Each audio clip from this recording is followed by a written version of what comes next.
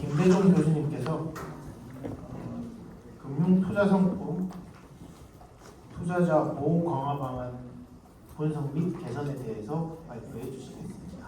큰 박수 부탁드리겠습니다. 예, 안녕하십니까. 세종대학교의 김대중 교수입니다. 저는 오늘 이제 목차인데요. 요약과 우리나라의 경제 현황과 세계 경제 변화, 금융투자상품 투자자 보호 강화 방안 분석 및 개선, 이런 순서로 하도록 하겠습니다. 저의 간단한 소개 한번 보시면 금융투자상품 강화 방안인데요. 파생금융상품이나 투자자 보호, 홍콩 ELS 펀드, 홈플러스 전단체, 이게 지금 최근에 가장 큰 이슈로 대두되고 있는 문제입니다. 저는 원천적으로 이제 은행은 원금이 보장 안 되는 상품을 팔아서는 안 된다, 저는 그렇게 보고 있습니다. 은행이 원금이 보장 안 되는 이 펀드 상품을 파는 게 한 10년 정도밖에 안 됩니다. 제가 알기로는 은행과 몇몇 사람들이 이렇게 로비를 통해서 이제 원금이 보장 안 되는 펀드 상품도 팔자 이렇게 됐거든요. 우리 국민들이 노무현 대통령 때 저축은행 사태라든지 많은 경험을 했는데 이게 나이 드신 분들은 은행이라고 하는 데는 원금이 보장되는 상품으로 알고 계십니다. 바로 이것이 문제다. 금융에 대한 교육도 안 하고 원금이 보장 안 되는 상품이라는 얘기도 안 해주고 그러니까 홍콩 ELS 펀드가 총 30조 정도 팔았습니다. 가장 많이 판 게 바로 국민은행, 신한은행, 농협이었다. 지금 원금 손실 마이너스 53% 지금 소송하고 있습니다. 홈플러스 전단체도 마찬가지죠. 지금 두 달 뒤에 이제 홈플러스가 파산하겠다. 지금 30개 이상이 지금 1,700명 이상 지금 해고됐죠. 작년 1월 달입니다. 신정정권과 협의를 해서 우리가 카드를 사용하면 한 달 뒤에 결제가 됩니다. 한 달 동안 그 돈을 벌기 위해서 저는 홈플러스가 부도다 이걸 알면서도 본인은 이거를 신정정권과 해서 은행에 팔았어요. 총 4천억 팔았습니다. 원금 전부 다 휴지됐습니다. 지금 소송 중에 있습니다. 바로 홍콩 ELS 펀드 30조, 홈플러스 4천억, 바로 이런 상품입니다. 은행과 정권은 원금이 보장 안 되는 상품을 해서는 안 되고 전문가가 부재하고 직원 교육이 안 되어 있다. 또 직원율이 높다. 내부 통제가 전혀 안 되어 있다. 저는 그렇게 보고 있습니다. 장기 전망 전문가가 필요하다는 이야기는요. 바로 홍콩 ELS 사태 때문에 그렇습니다. 이것이 팔았던 그 시기가 중국 경제의 침체가 시작된 시기였고 시진핑 주석이 30년 집권을 시작할 시기입니다. 그러면 우리 이 상품을 만들었던 정권사와 은행들이 최소한 세계 경제 전망이 어떻게 흘러가는지, 중국 경제가 어떻게 되는지, 중국이 시장 경제에서 계획 경제로 가고 있고 개방된 경제가 폐쇄 경제로 가고 있는 이 와중에 홍콩 ELS 펀드, 중국의 주가 지수를 기반으로 해서 만든 게 홍콩 예지 지수 펀드다 이렇게 보시면 되겠습니다. 그러니까 세계 경제가 지금 침체되고 중국이 지금 아파트 미분양 1억 채가 넘습니다. 중국 경제 지금 침체되고 그 와중에 이 홍콩 ELS 펀드를 팔았기 때문에 원금 마이너스 60% 가까이 됐다. 그러니까 저는 이제 이 펀드 상품을 만든 자체가 전혀 장기적인 전망이나 경제 예측을 하지 못했다. 저는 그렇게 보고 있습니다. 또 금융권 투자자 보호와 필요성과 올바른 적용, 상담자, 집행자, 결제자 이거 분리를 해야 됩니다. 이렇게 그런 게 이제 전혀 안 되어 있다는 것. 우리가 은행은 원래 순환보직이 원칙입니다. 보통 2년, 3년마다 순환보직을 해줘야 됩니다. 전문성을 키우기 위해서 은행의 중소기업 담당, 외환 담당 10년씩 한 부서에 있다 보니까 수천억씩 횡령이 발생되겠습니다. 우리은행, BNK 많은 은행들이 한 담당자를 10년 가까이 해주면 그 사람이 다 자금을 본인이 집행하고 본인이 결제하고 본인이 감사까지 합니다. 바로 이런 사태를 불러왔다는 거고 우리가 잘 알고 있는 베어링은행 113년대 베어링은행이 파산했는 이유는 싱가포르에 있는 닉슨이라는 사람이 본인이 자금을 집행하고 본인이 결제했기 때문에 파산한 겁니다. 우리나라도 마찬가지다.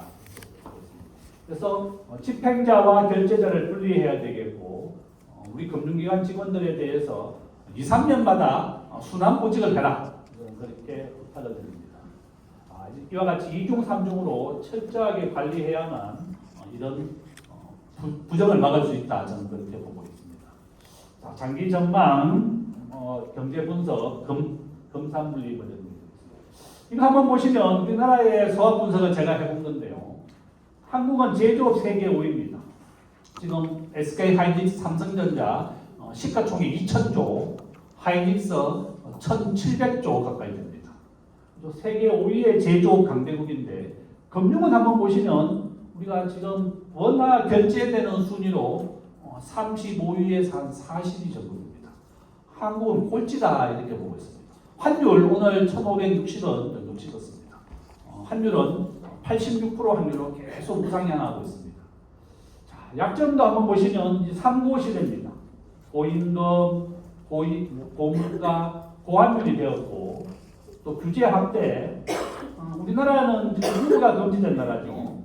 이 스마트폰을 가장 잘 만드는 대한민국이 우버를 금지시켜서 지금 길에 다니는 우버는요. 기존 택시에다가 우버 간판을 붙인 겁니다. 우리나라가 1800년대 과학기술을 받아들이지 못해서 일본에 망했는데 지금도 똑같은 상황입니다. 스마트폰을 가장 잘 만들고 반도체를 가장 잘 만드는 나라가 이렇게 4차 산업혁명은 다 금지되어 있습니다. 우버를 금지하고 타다를 금지하고 현대자동차, 무인자동차 시험을 못해가지고 지금 라스베가스에서 시험을 하동하고 있습니다. 이렇게 저는 우리 대한민국이 4차 산업혁명을 미국처럼 불법 외에는 다 허용하는 네거티브 제도로 바꿔야 됩니다.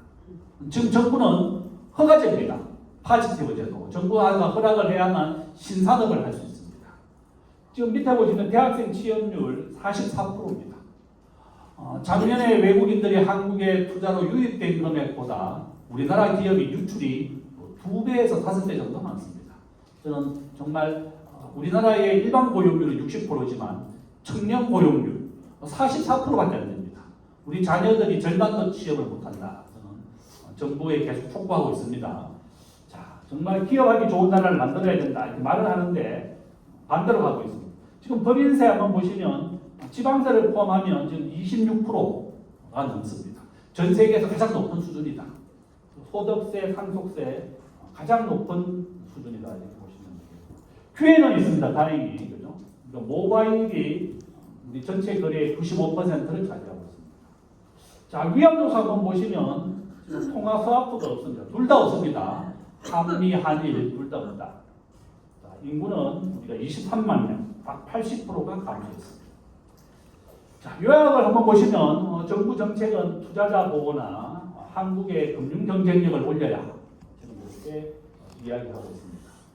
자, 우리 국회가 만드는 법 95%는 다 규제법입니다. 뭐 하지 말라는 법이 대부분이다. 저는 국회가 입법을 많이 하는 상주입니다. 시민단체에서 정말 잘못된 거다. 법을 안 만드는 상을 줘야 되는데 법을 많이 만들면 상을 주니까 수만 건의 법이 발표가 되고 우리나라를 다 옥죄는 법만 만들어주고 있습니다. 자, 글로벌 시가총액에서 미국이 60%, 한국은 3%, 일본이 5%, 중국이 4% 정도 됩니다. 자, 금융 소비자 보호, 또 금융 산업 발전, 자본시장과 인재 양성, 장기 전망이 가능한 이코노미스트를 양성해라. 이런 것을 제가 주장하고 있습니다. 자, 상품 개발 단계의 전문가 구조, 이코노미스트, 경제 전문가가 없다는 겁니다. 은행의 석유 펀드 판매라든지 이런 겁니다. 그래서 저는 은행도 원금이 보장 안 되는 상품을 판매를 금지하는 것도 작년에 ELS 펀드 사태 났을 때 일시적으로 시행이 됐었는데 다시 회복이 된 걸로 알고 있습니다. 자, 금융 민원 한번 보시면 은행은 감소하고 있고 정권이 600% 증가, 손보, 생보, 카드 이렇게 하고 있습니다. 이 상품은 제가 우리은행에서 직접 경험했는 겁니다. 몇 년 전에 은행 직원들이 저한테 이 석유 펀드를 하나 가입하라는 겁니다. 이 그래프를 보시면 알겠지만 석유 가격은 10배씩 오르고 10배씩 내립니다. 코로나 때는 마이너스 20달러, 석유를 채굴해서 운반을 해가지 않으면 송유관이 굳어버립니다. 그래서 석유가 마이너스 20달러까지 갔었고 오늘 현재 120달러 정도 합니다. 배럴당. 그러니까 석유는 10배씩 오르고 10배씩 내린다. 은행 직원이 저에게 석유 펀드 하나 가입하십시오. 교수님 이러는 거예요. 저는 이제 석유 가격이 얼마나 급등하고 급락하는지 잘 알고 있습니다. 당연히 가입 안 했는데 은행 직원들은 이런 펀드를 팔아야만 1%의 상여금을 받습니다. 승진에도 도움이 됩니다. 홍콩 ES 펀드 안 팔면 승진이 안 되고 퇴사됐습니다. 저는 이제 퇴사된 친구들 얘기 들어보니까 이 펀드를 안 팔면 승진도 안 되지, 지점장도 안 되지, 인센티브도 안 주지. 친구가 그러더라고요. 난 양심상 도저히 못 팔겠더라 이 상품. 본인도 내릴 거라는 생각을 했는지 도저히 팔 수가 없었다. 그래서 신한은행에서 하나은행에서 다 퇴직했더라고요. 이건 이 상품이 얼마나 위험한 상품인지 알았던 사람들은 지점장을 포기하고 퇴직을 했지만 이 상품을 팔았던 친구들은 다 승진했던 친구들이에요. 한번 보세요. 이게 우리나라 수만 명이 지금 소송하고 있습니다. 금감원 앞에서 이제 소송한 거죠. 불안전 판매다. 보시면 이제 전부 다 고객 나이 드신 분들 피 같은 노후자금 노인이 보이냐 이거 뭔지도 모르고 가입하신 겁니다. 은행이 파는 상품은 다 원금이 보장되는 걸로 알고 계신 분들이 많다. 저는 그렇게 보고 있습니다. 한번 보시면 국민은행 1등으로 팔았고요. 신한은행 2등, 농협이 3등입니다. 하나은행 얼마나 우리나라 은행들이 무책임한지 우리가 잘 알고 있습니다. 이와 같이 저는 원금이 보장 안 되는 상품을 어떻게 은행이 이렇게 팔았는지 이게 다 10년 전에 로비를 통해서 판매가 된 겁니다. 펀드 상품. 그래서 저는 만약에 은행이 지금 판매가 다시 재개가 되었는데 그러면 원금 손실이 난다는 것을 꼭 교육을 해야 된다. 저는 그게 제일 중요합니다. 자, 홍콩 LG 지수 지금 마이너스 53%입니다. 지금 현재 50%가 넘는 손실률이 있고 수만 명이 소송하고 있습니다. 이게 얼마나 경제적 낭비인가 저는 뭐 그렇게 보고 있습니다. 저는 이건 홈플러스입니다. 홈플러스가 작년 1월달 이제 이 사태가 있었는데요. 총 팔았던 금액은 4천억 정도 됩니다. 본인들은 지금 홈플러스가 7조 원을 주고 이 홈플러스를 인수했습니다. MBK 파트너스가 자기 돈은 원금 1조, 나머지는 부채를 인수하는 방식으로 이 홈플러스를 인수했는데요. 지금 2달 뒤에 이제 파산이 지금 예고되어 있습니다. 지금 홈플러스를 인수하고 난 다음에 MBK 파트너스는 여기에다가 주상복합을 짓거나 건물을 팔거나 짓거나 이런 계획이었습니다. 우리나라 지금 소매금융 전체 소매금융 60%가 온라인으로 판매되고 있습니다. 저는 우리 80%까지 온라인으로 판매될 거라 이렇게 보고 있습니다. 이마트나 홈플러스 같은 게 다 어려워진다는 겁니다. 온라인에 진출하지 않으면 모든 금융상품, 소비자 상품 다 어려워진다는 겁니다. 오늘 현재 소매 금액은 한 600조 원 정도입니다. 이게 현재 60%가 온라인으로 판매되고 있고 앞으로 저는 80%까지 늘어난다 이렇게 보고 있습니다.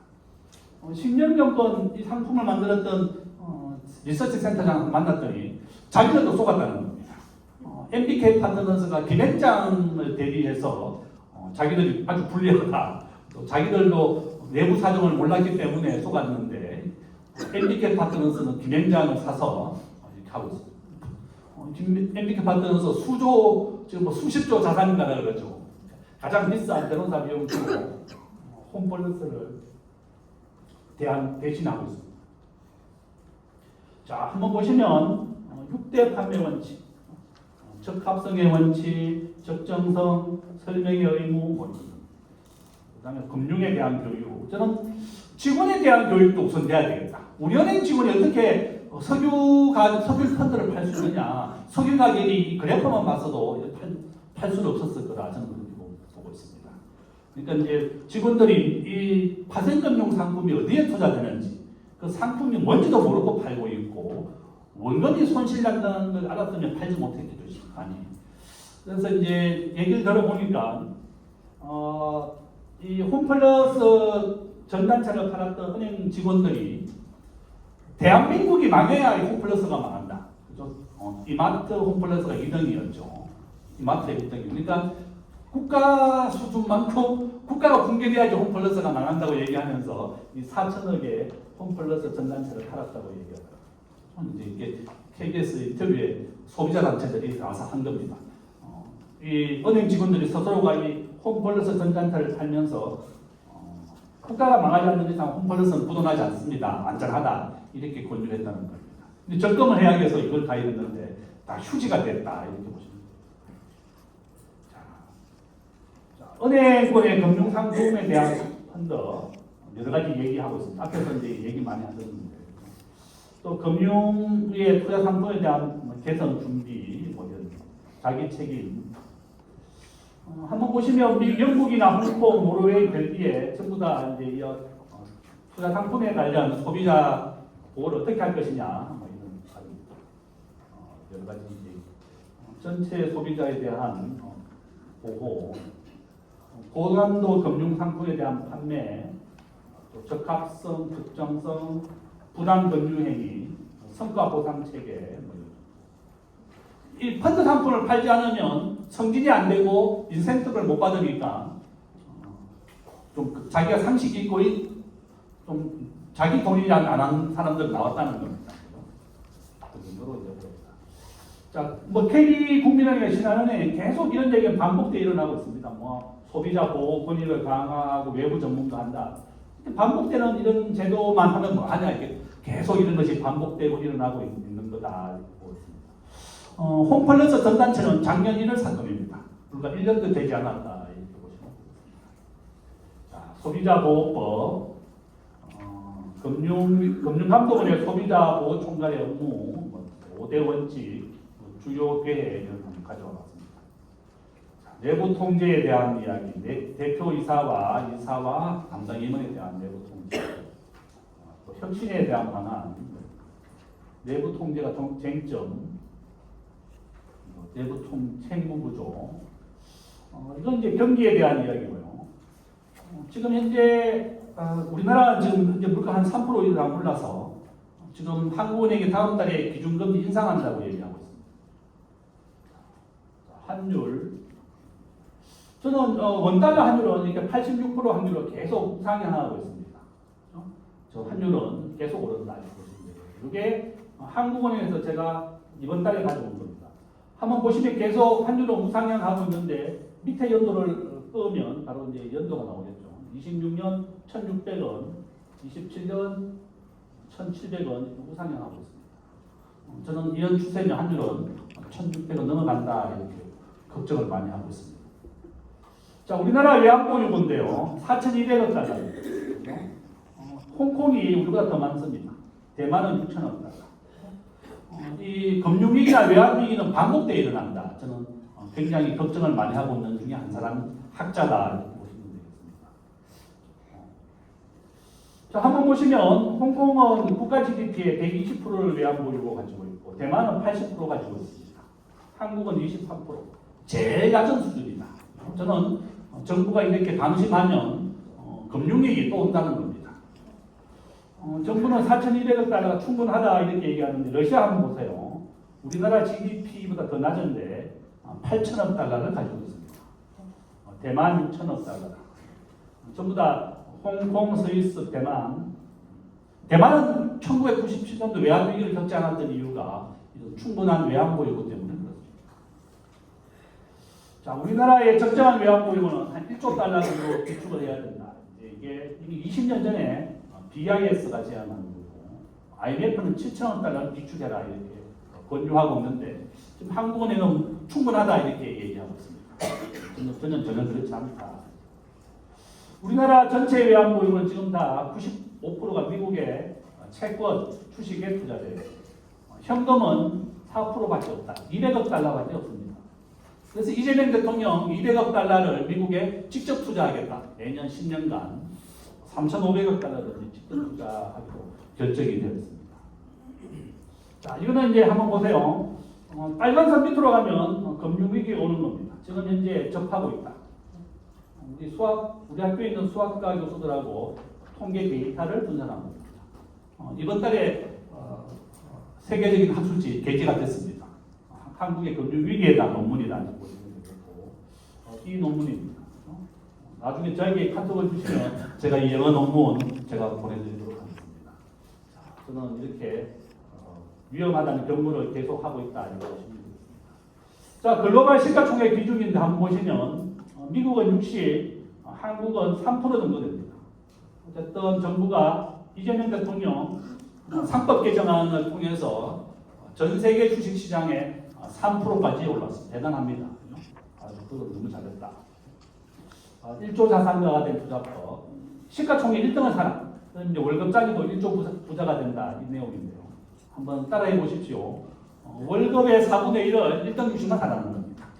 즉 1등 주식은 삼성전자, 미국은 엔비디아라는 회사입니다.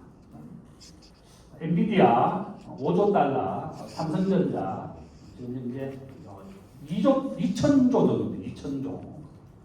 엔비디아가 지금 현재 6천조가 넘으니까요. 3배, 4배 정도 된다. 이렇게 보시면 되고. 엔비디아, 애플, 이런 순서입니다. 국가별 GDP를 한번 보시면 미국이 30조로 1등이고 한국은 13위 2조 정도 된다. 2조 달러. 자, 이게 원화 한번 보십시오. 이게 원화가 결제되는 수입 자체가 아예 없습니다. 우리나라는 현재 전 세계 한 40위 정도 된다. 추정할 뿐입니다. 지난달에 저한테 기재부 과장이 전화 왔더라고요. 이게 우리나라는 몇 위라고 얘기하면 될까요? 우리가 본인도 알고 있습니다. 20위까지만 발표된다. 그래서 우리 학자들은 아마 우리 원화는 한 35위에서 40위쯤 될 거다. 좀 저렇게 얘기했습니다. 본인들도 뭐 그런 것 같다는 얘기예요. 이와 같이 우리는 대한민국은 제조업은 강하지만 원화가 이렇게 취약한 나라다. 바로 이런 이유 때문에 금융위기에 또 올 수도 있다. 저는 대비하자 뭐 그런 취지도 계속 정부에도 촉구하고 있습니다. 통화량도 우리나라가 지금 2배가 넘었습니다. 미국은 71%, 한국은 153%. 이번에 전쟁 투경 이제 10만 원씩 받았습니다. 26조 원이 풀렸고 국가 재정은 8%가 증가했습니다. 원래 우리나라 예산 10% 증가합니다. 지금 2차 추경 얘기하고 있습니다. 전체적으로 경제 성장률은 2%, 물가는 2% 올랐는데 통화량은 10%가 증가하니 당연히 물가가 오를 수밖에 없죠. 또 한국은행은 다음 달에 이제 기준금리 올린다고 합니다. 정부는 돈을 풀고 한국은행은 기준금리를 올리니까 엇박자가 반대로 문제다 이렇게 보고 있습니다. 자, 전 세계 GDP에서 우리 대한민국은 2%, 주식시장은 한 3% 정도 된다. 미국은 25%지만 주식시장은 60%를 차지하고 있습니다. 실물자산, 경제성장률, 인도 세계 1등입니다. 우리나라 2%, 노동생산성. 이거 한번 보시면 노동생산성, 우리 대한민국은 세계 꼴찌입니다. 우리 대한민국은 38개국 중에 한 34위 정도 됩니다. 이렇게 대한민국의 노동생산성은 세계 꼴찌. 우리보다 낮은 나라는 멕시코하고 칠레밖에 없습니다. 이렇게 노동생산성이 낮다. 기준금리. 미국은 기준금리가 90% 확률로 계속 우하향하고 있습니다. 트럼프 대통령 기준금리를 저는 내릴 것이라고 봤는데 이란 전쟁 때문에 물가가 3%가 넘어서 기준금리를 다시 올리겠다 지금 그렇게 예고되고 있고 한국도 지금 물가가 3%를 넘어서 올리겠다 이렇게 되어 있습니다. 어쨌든 장기적으로는 미국은 90% 확률로 내린다 이렇게 보시면 됩니다. 한국도 미국과 함께 이자율은 80% 확률로 내린다 이렇게 보시면 됩니다. 계속 우하향하는 것이 이자율이다 이렇게 보시면 됩니다. 은행 이자가 내리면 주가와 부동산은 반대로 오릅니다. 지금까지 우리나라 기준금리는 2.5%. 그래서 주가와 부동산에 가장 영향을 많이 주는 것은 이자입니다. 시기금리.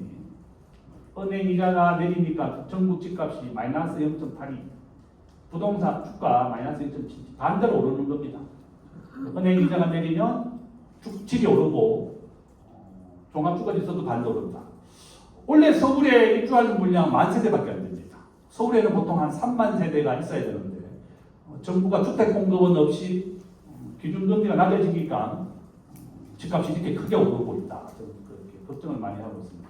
정부에도 이렇게 공급을 확대하는 정책 뭐 이런 얘기를 계속하고 있습니다. 금융산업 한번 보시면 우리 대한민국 금융산업 어떻게 할 것이냐, 투자자 보호는 어떻게 할 것이냐. 세계 금융 우리나라 세계 35위, 원화 결제 40위. 지금 현재 한국의 수준이다 이렇게 보시면 되겠습니다. 금융사, 핀테크, 소프트웨어, 한국의 금융, 우리나라도 이제 세계 5위의 금융 강국이 돼야 되겠다. 신속성, 정확성. 그러니까 제일 좋은 만큼 우리도 이제 금융을 좀 키우자 그렇게 주장하고 있습니다. 우리 서울의 지금 현재 금융 경쟁력인데요, 한 16위 정도입니다. 그래서 저는 이제 국민연금이 잘 아시다시피 전주에 가 있고요, 사학연금은 나주에 가 있고, 공무원연금은 제주도에 가 있습니다. 그 외국인들이 한국에 투자 상담 한번 하려면 전국을 돌아야만 투자 상담을 할 수 있습니다. 정권거래소는 부산에 가 있고, 신용보증기금 대구에 가 있습니다. 모든 금융기관을 다 지방으로 분산시켰습니다. 반대로 미국은 뉴욕에 모여 있고 싱가포르에 모여 있습니다. 금융은 집중화해야 되고 일반 공기업은 분산해도 좋다. 그래서 저는 이제 금융 공기업만큼은 서울로 모아라 그렇게 얘기합니다. 한국의 금융 경쟁력은 분산하면 분산할수록 한국은행도 지방으로 보내자 이런 얘기도 하고 있는데, 저는 금융의 경쟁력을 떨어뜨린다 저는 그렇게 반대하고 있습니다. 이게 이제 뉴욕, 싱가포르입니다. 싱가포르 다 모여 있다. 싱가포르입니다. 여의도 금융, 여의도가 이제 금융의 중심지기로 저는 육성할 필요가 있다. 이렇게 생각합니다. 서울의 금융 경쟁력. 동북아 금융은 노무현 대통령 때 동북아 금융 허브를 주장했는데요. 금융공기업 지금 분산 지방으로 지금 다 보내겠다 그랬고요. 동북아 금융 허브를 정부가 목표로 한 이후에 20년간 유치된 건 하나도 없습니다. 오히려 밑에 보시면 다 떠나고 있습니다. 골드만삭스, UBS, 맥커리, 시티은행. 정부가 말로는 이제 그 동북아 금융 허브 만들겠다고 했지만 오히려 모든 금융기관들이 싱가포르로 떠나고 있고, 금융공기업 다 제주도로 보내고 전주로 보내고, 어떻게 한국의 금융 경쟁력을 키울 수 있느냐. 금융만큼은 서울로 모으자 이렇게 주장하고 있습니다. 싱가포르 정권 거래세를 제외하고 모든 세금이 없습니다. 이렇게 자본시장, 주식시장을 육성하는 방법이다 이렇게 보고 있습니다. 전체 상장기업의 35%가 해외 기업입니다. 경제 성장률. 결론입니다. 금융권에 대한 투자자 보호 강화와 올바른 적용, 내부 통제, 또 집행자와 결제자의 분리, 순환 보지. 두 번째는 장기 경제 전문가를 꼭 양성하자. 은행, 정권에서, 회사에서 이런 투자 상품을 만들 때 장기적인 전망을 보고 해야 되겠다 이렇게 보고 있습니다. 미국은 앞으로 기준금리가 장기적으로 저는 인하할 것이다 이렇게 보고 있습니다.